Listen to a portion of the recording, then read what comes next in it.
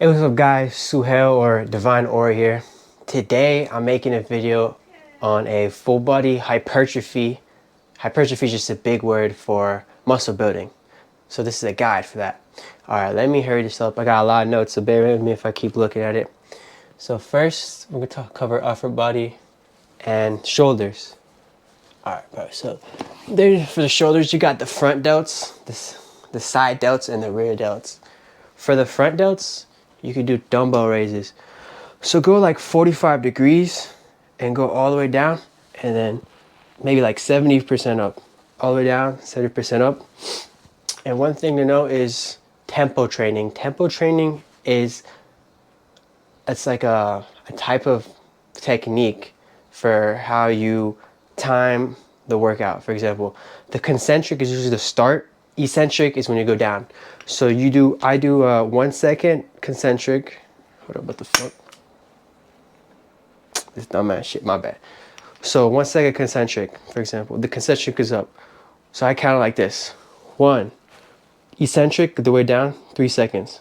1, 2, 3, 2, 1, 2, 3, and make your elbows 45 degrees. All right, and then another thing you could do is a front raise for the front delts. And I go in the supinated grip. So supinated, this is supinated. This is neutral, and this is pronated. So I like to do one arm at a time, because if I do two, I kind of swing my back too much, fucks up my lower back. So you like to go up to like this high, a little bit over shoulder. Then 1, 2, 3, 2, 1, 2, 3. And the same way with the other front delt. And the reason you want good front delts is because you want to get that 3D shoulder look from the front, as well as if you want a stronger bench press, you need a good chest strength, front delt strength, and tricep strength. Okay, for the lats, the lateral muscle, the delts, you could do lateral raises. God damn this shit. So you go like this, about scapular plane, which is 30 to 45 degrees. So 1, 1, 2, 3. 2, 1, 2, 3, and then a Y raise, which will cover more the side and front. You'd want to go about like this, more inner. It's like in between. 1, 1, 2, 3, and then for reps, you want to do hypertrophy, which is 8 to 12 reps with the proper tempo training as I listed. I learned this tempo training from N1 Education, and as well as I learned a lot of this stuff from JPGcoaching. And Eric Roberts, you guys should follow them. They're very smart. Okay, and then the rear delts, which is the back, you could do a row. And you'd want to go about 45 degrees. So you just row back. You could do like a row machine, or you could go on cables. What else? Okay, for the upper back is where you get that Baki, if you know that guy from that anime show. You get that upper back, like right here. So it's like the rhomboids, the teres, lower and upper traps. So for the upper back, it's like the real delts. Instead of going 45, you go a little bit higher. You retract your scapula in a row, which is basically like your shoulder blades. You want to go back. So any type of row like that. So with the tempo training, 1, 1, 2, 3, 2, 1, 2. I'm gonna keep saying that, but I'm not gonna try to keep repeating that. But you get it. What else? Seated row. As well as if you're doing a seated row, you could get 2 D handles. Instead of a close V bar grip, get 2 D handles so you get a better range of motion. And then retract the scapula back. Then 3 second eccentric. And wide grip. What's it called? Wide grip lat rows. That would help your upper back, as well as your thoracic lats, which is your upper lat. So you want to do that. You can also do something like this, which is like your lats as well, and I believe your upper back too. Okay, let me talk about your lats, the latissimus dorsi. It's like just your wings, basically. There's a thoracic, the upper, lumbar, the middle, iliac, and lower. It's kind of like the chest in a certain way. I'll explain why. If you want to hit, okay, also note this. You want your elbow low and pinned down whenever you do this type of workout to activate your lats. And to target the thoracic and the upper, you usually want to go from a low to high position. For the middle or lumbar, go to like a middle to middle. And then for lower lat, you go from like a high to low. 1 second, thoracic, wide left. And it's similar to the chest, because for the chest, you got the same concept. If you go low to high, that's going to be the clavicular head. If you go middle, it will be more the middle, which is the sternal, and then high to low, which is the lower chest. So upper chest, you could go in cables. All these three, you go in cables, high to low, middle, like the way I explained it. And for chest, for a cable, the form you'd want is, you want to go all the way straight with your arms, and then bring it back down with your elbows bent. And usually the dumbbell press or the cables are like, in my opinion, and based on like the literature, what I see, those are more optimal than like the barbells and the bench. But the bench is still pretty good. And then cables, not cables, dips. If you do a dip leaning over, that'll hit the chest. If you do a dip up straight, that'd be the triceps. Okay. And so I talked about chest. What else? I'm talking about for your abs. If you want the upper and middle, you should do like a crunch. So you could do like a cable crunch where you go like that and you just go down.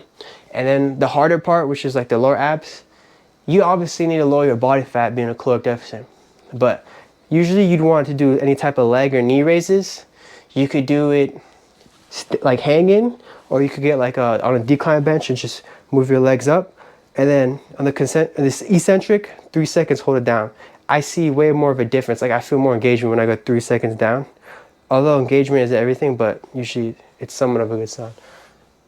And then the serratus, which is like the boxer abs or like the fish gills, you want to protract your elbow. So something like this. Okay, let me talk about biceps. For biceps, you could do the regular curl. And what I like to do, if you go close grip, it usually makes your bicep higher, which I'm trying to do because it looks better. And for this, and for the bicep curl and the hammer curl, I like having my wrists go back a little bit more because I feel more engagement. But what you'd like to do is just curl it up. So 1, 2, 3, 2, 1, 2, 3. And then for the hammer grip, it would be more of a neutral grip like this. Same thing, wrist back. You want them to go more inside of your body instead of outside. And this will cover your brachialis and forearms and the biceps too. 1, 2, 3, 2, 1, 2, 3. And then you could do the reverse grip. This will cover your inner biceps. And I don't do the wrist technique of putting it back because that fucking hurts. Okay, and then what else? Biceps. And then for forearms as well, you could go like this with dumbbells or like a fucking barbell. And then like the reverse, where you go like, you can't really see, but my arm straight down, you go like that. Fuck. You go like that with dumbbells or barbells. Okay, that's forearms. Triceps, I'll give you 2 good exercises in the short end and lengthened. I learned this from N1 Education. What was his name? Coach Hansen? Yeah, he's fucking smart as hell. Okay, for the shortened position, you could do a kickback, preferably with cables. You could do a dumbbell. But I like it at 45 degrees. So you just bring it back all the way, like up to here. And then, yeah, 1, 2, 3, 2, 1, 2, 3. You can use like both cables and go like that, or 1. And then in the lengthened position, you get a cable, bring it from the top, bring it up to right here. So yeah, 1, 2, 3, 2, 1, 2, 3. And that would hit the lengthened position. You could as well do katanas where you bring it, the cables like this. Your shoulders are down and just about 45 degrees. Go up to here. 1, 2, 3, 2. Fuck, I get confused with that eccentric shit. Okay, that's triceps, abs, biceps, shoulders. Okay. For hamstrings, usually we want to do like a type of leg curl, or you could do the RDL. So you could do the seated leg curl, standing, depends what equipment you have, seated, standing, or laying. And for the RDL, it's just like a deadlift. You want your back straight, chest out. You could pinch your shoulders back. Shout out to buff dudes. And then you go down. I don't even know if this camera can see it. But you go down up to your shin, then you bring it back up. So that'd be the RDL. If you want to target more of your glutes, you'd bend your knees a bit more, like 20 degrees. That target your glutes a bit more. And other glute workouts, you can do the hip thrusts, pretty efficient. You want to go hold it like all the way up. And then you can do a kickback. Like those kickback machines or like the bands with the cables where you kick back. You want to make sure your leg is all the way straight out. If it's like partial, that's suboptimal.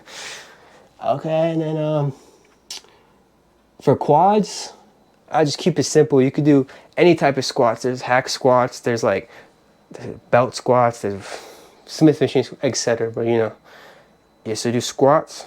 You want to make sure your ass is out, your back is straight.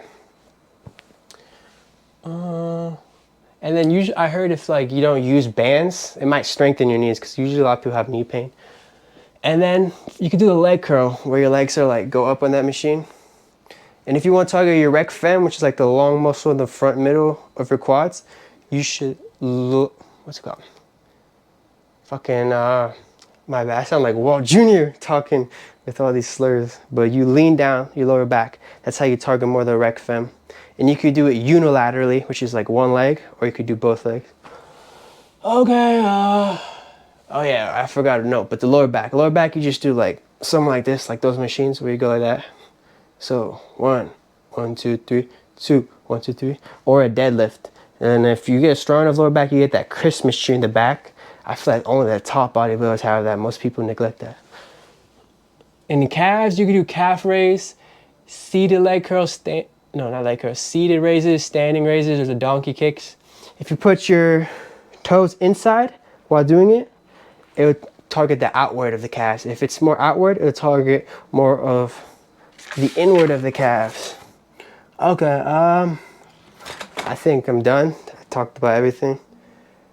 I'm just starting off with this YouTube shit. What is it, 12 minutes, 30 seconds for like a concise overview of everything? You know what, I need a lot of improvement.